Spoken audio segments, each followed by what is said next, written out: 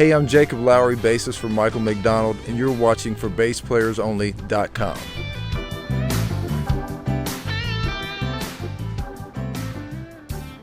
Hi everyone, John Liebman here. You're watching for BassPlayersOnly.com.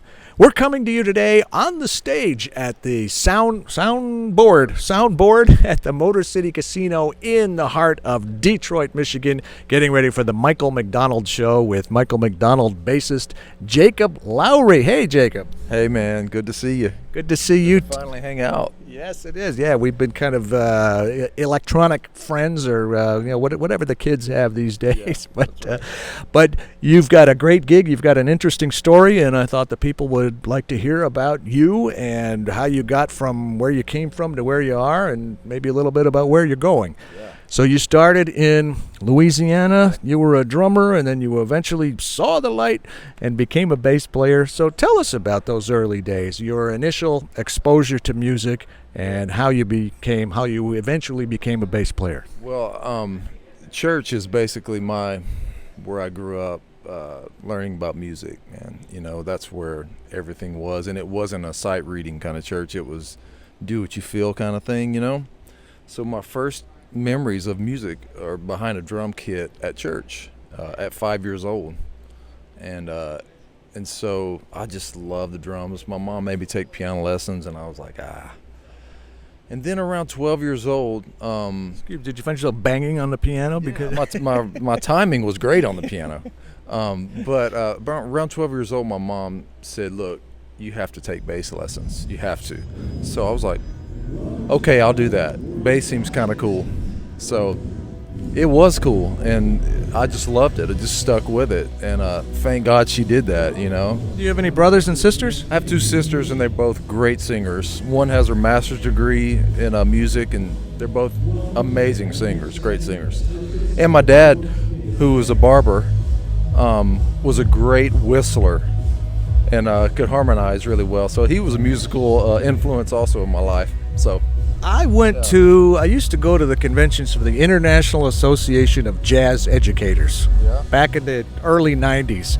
And they featured a guy one time. He was like a bebop whistler. Like, a sax player, guitar player, he would whistle. I mean, these like Charlie Parker type melodies and lines. It was amazing. Yeah, anyway, go ahead. Yeah, so I just kind of stuck with bass.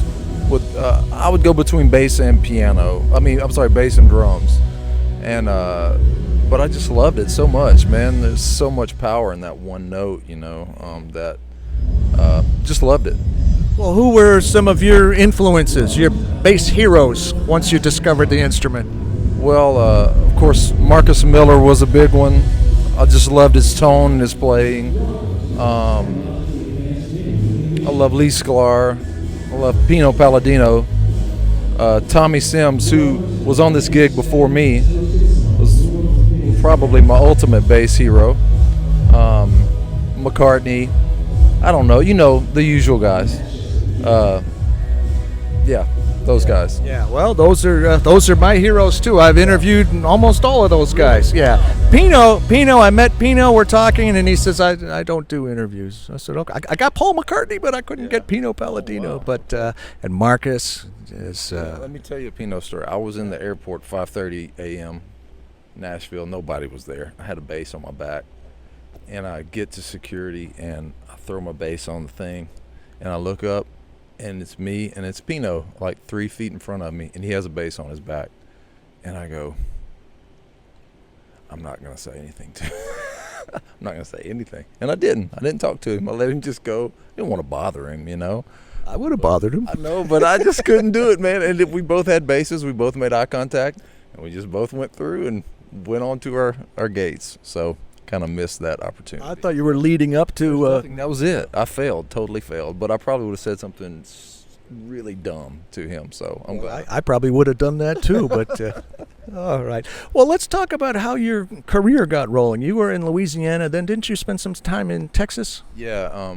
I went to college for 1 year, miserably did that. North Texas State, or University of North Texas, they call it? Louisiana. It was a small college called McNeese State down in Lake Charles, and I got a degree. I got a scholarship for I got a vocal scholarship, and I just hated every minute of it except for the theory, and I just wanted to play bass basically. And so I moved to Austin, Texas, which was about 5 hours away, and my sister and brother-in-law lived there.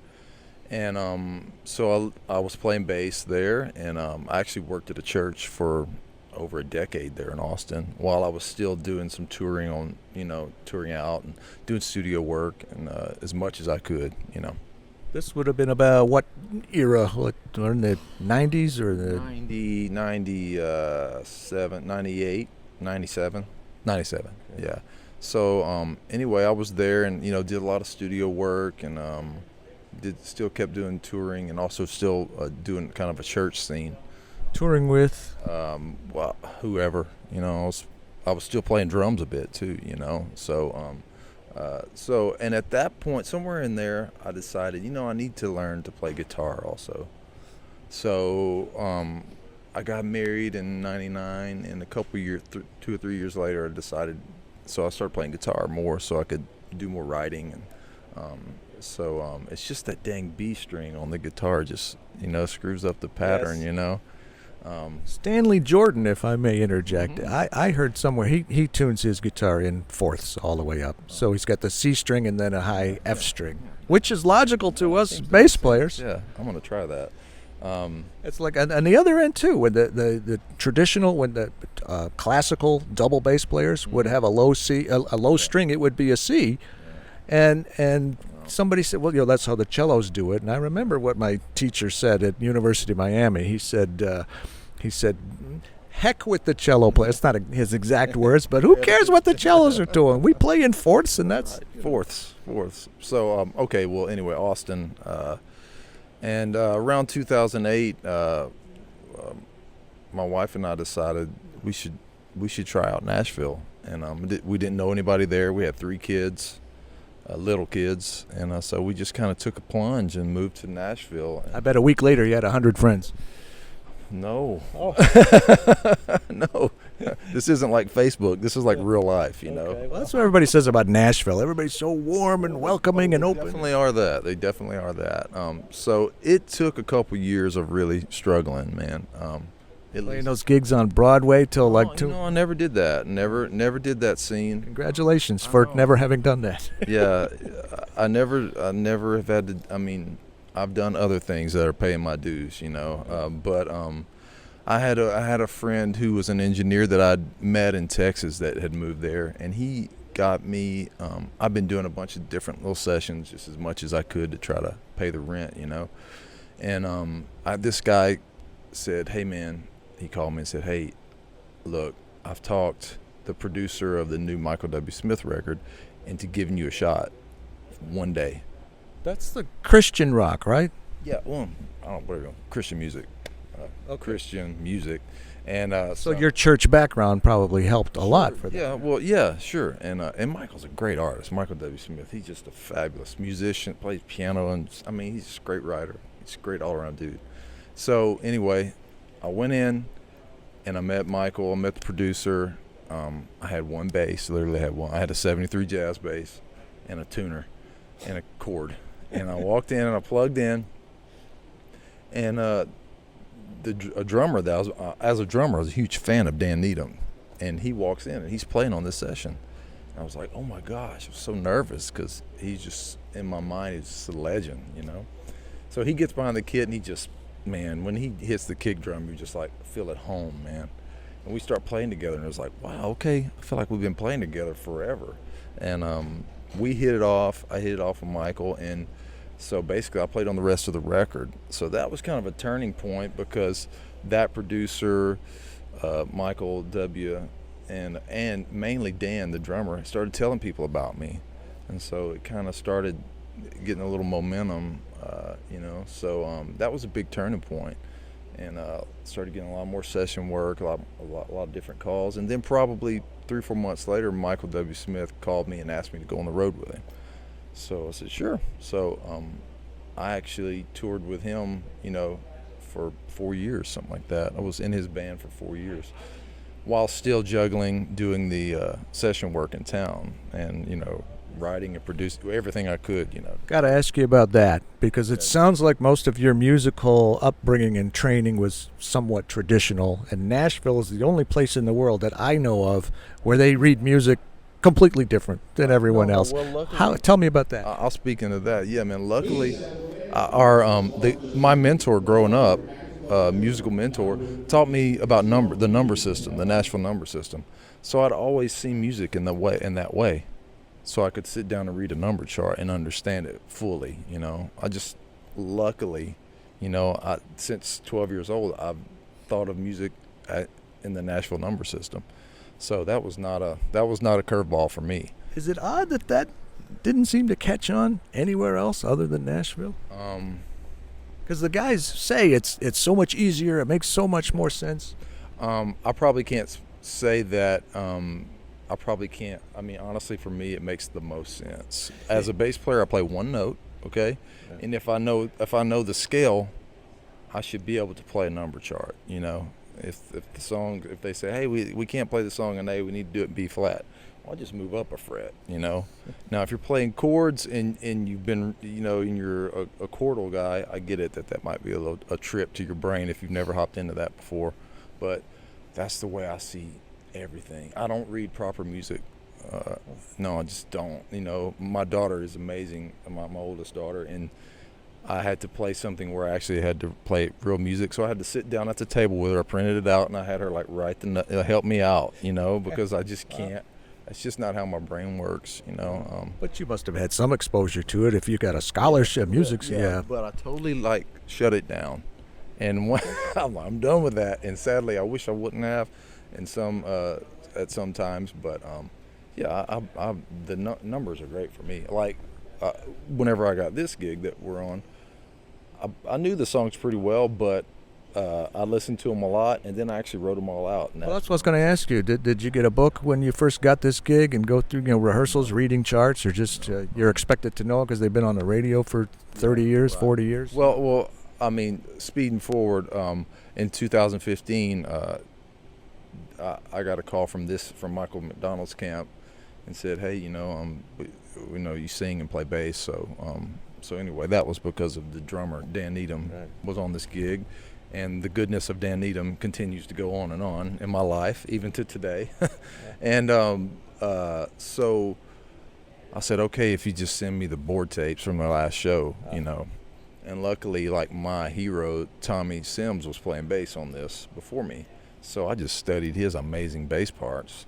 And I just studied them, got them in me. And then I sat down and wrote out number charts for each song, just in case, you know, you have your brain just, you know.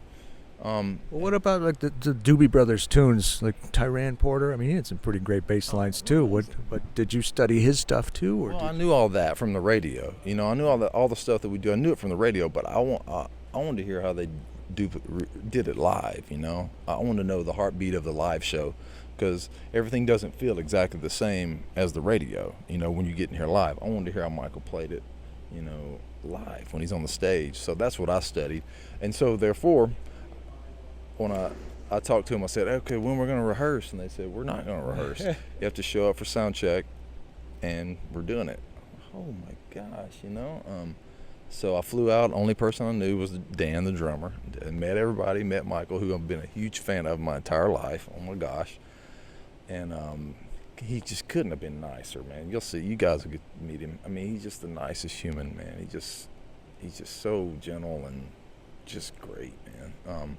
So we start sound check, which is rehearsal, and you know, I'd studied the live show so much that it was just like we played straight through. You know, we're like, okay, you know. So that was the rehearsal, and then I've been here ever since.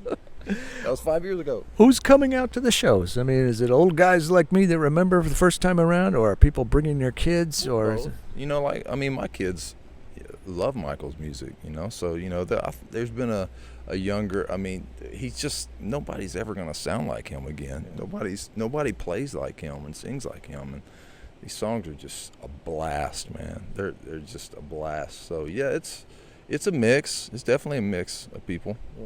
Let's talk about your gear. What kind of basses, what kind of strings, amps, effects, things like that? Okay. Well, I'm the worst at this. I'm not a total gear nerd, but I like my stuff to be good and work properly. So the bass I've been playing on the road for the past 4 years is a Bluesman Vintage. It's a company out of Nashville. John Scott is the owner. Great guy, great company. I couldn't be happier. I mean, this is the only bass I've played live for 4 years. But I went to John and said, hey, I don't want to take my vintage basses out on the road. What do you got?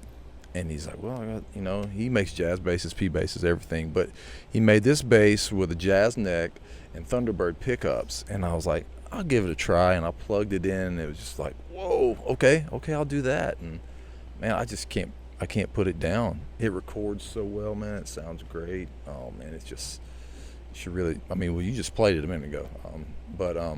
So there's that live. That's what I have. In the studio, I have a bunch of old basses and, you know, different tons. I probably have, you know, 12 or 15 different varieties, just depending on the song that it needs, you know. But I bet there's the same 2 or 3 that you gravitate to every time. If I have to bring 3, I would bring the Bluesman, I would bring the 73 jazz bass, and I would bring the 75 P bass. Just, I got that, you know. Another one I really love is a 1980 Yamaha BB. It's a 4-string, and it's just like, oh, it's great. Have it tuned down a whole step, and it's just like. Another one I love is I have a Gibson Grabber. You ever seen one of those? No, I have a Gibson Ripper. Okay, so it's like a Ripper, but you grab the pickup, and it moves like this. Oh, okay. That's how you change your tone, and it's really cool too, man. So those are some of my favorite stuff. And strings? Strings, Diodario, 45 through 105. Okay. Yeah. Pretty standard. How about amps? Amp, just got the new Ampeg cabinets, and I'm trying to remember what they are. PF. Do you know? I'm the worst. No. You work with Dino over there? Yeah, Dino Monoxylus. That's right. Yeah. Hey, Dino. You know, so he sent me the. Just got back from Australia or something. Oh man, the guy's a rock star. And he plays. You heard him play? He plays like a monster, man. You should hear him play bass. Okay. No, when I interviewed him at a Summer NAMM show, and he was talking about his Greek heritage, and I asked him, did you see the movie My Big Fat Greek Wedding? He says, I lived that movie growing up. I love Dino. Dude, Google him playing bass. It's like, okay, all right.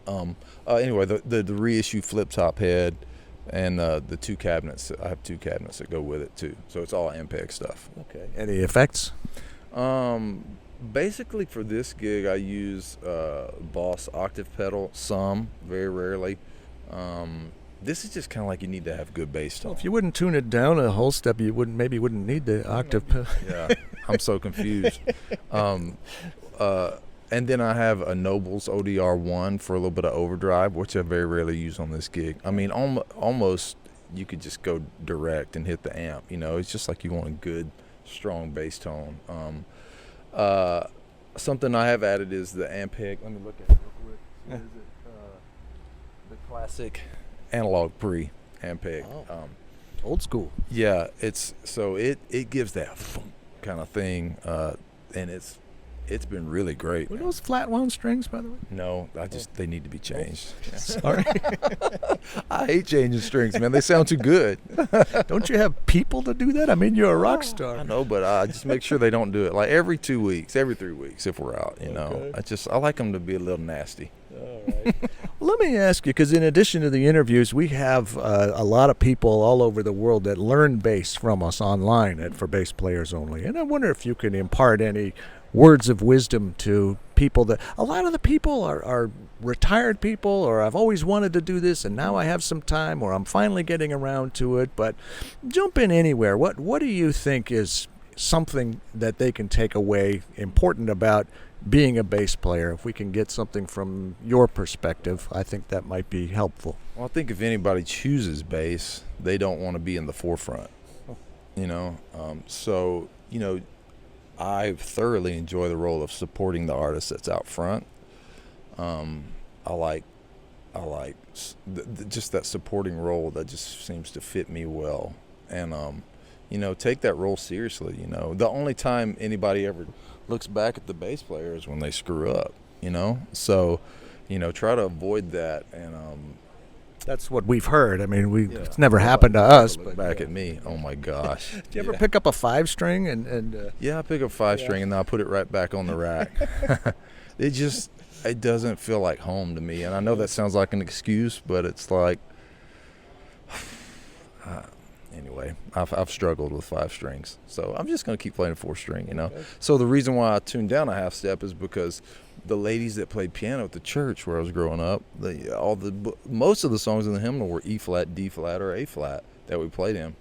So I was like, well, I want to have an open string, So I tuned down a half step. So it just kind of became that for me. Like that's what the notes are there. All right, you said you tuned down a half step or a whole step. I noticed you have 2 basses over there. Are they? They're both. They're both okay. half. Yeah. Who was that? Pete Griffith was playing with the Generation Axe tour with Steve Vai and Nuno Bettencourt. Well, yeah, but he's playing with like 5 different Yngwie Malmsteen. There are like 5 guys, and each one had their own. So he's got a couple of 4s, a couple of 5s. This one's tuned this way. This one's tuned that way. I said, boy, you really gotta be on your toes for I don't this. even change basses the whole night. It's just that's too. I need to have the one, and that works for me. What about the future? What else would you like to do that you haven't accomplished yet? Do you have some kind of project, or someday is there something you've always wanted to do? I really love my wife and kids, so I like being with them. They're pretty awesome. Well, that's kind of a given. I meant musically speaking. Given for everyone. I do a lot of writing and at pop music writing and production, and I really enjoy writing. I really do. I like pop music, and I'm hoping to have a little more of that happening in the near future. Write something for Michael.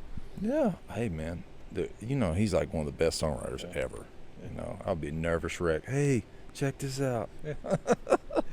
Last question. Yeah, man. What would you be if you weren't a bass player? And it's got to be something outside of music. You can't say a drummer, a piano player, a writer. Oh, I'd totally be a barber. My dad was a barber, and I could do that. I'll be into that. Yeah. I like talking to people, so I like hanging out. And his barber shop was so cool, man. He had one chair, and it was in a small town, and all the dudes were hanging out there, and all the stories, and he knew everything about everybody, and it was really cool, man. You remember George Burns? Comedian? Yeah. He said it's really too bad that the people with all the world's problems, the answers to all the world's problems, are busy driving cabs and cutting hair. That's right. That's good. I think that's a good note to end on. Yeah, man. Well, this has been great, Jacob. Thanks very much. We're looking forward to the show and everything else. And this is the kickoff of the tour, right? Kicking off. All right. So if Michael McDonald with Jacob and the rest of the band are coming your way, be sure to go check them out. We are on stage at the soundboard at the Motor City Casino in the heart of downtown Detroit. I'm John Liebman. You're watching the site for the best one-on-one bass player interviews anywhere, and now premier online bass instruction. Learn bass online at forbassplayers.only.com.